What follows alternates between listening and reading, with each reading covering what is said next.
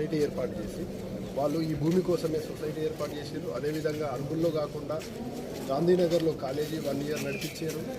ప్రభుత్వం నుంచి 5 ఎకరాల భూమి కేటాయించుకున్నారు. కదా అప్పటి నుంచి ఇప్పటిదాకా వాళ్ళు కనిపించట్లేదు. కేవలం ఆ భూమిని అమ్ముకోవడానికి ఇప్పటి వరకు అందులో మొరము కానీ అవన్నీ అమ్ముకున్నారు.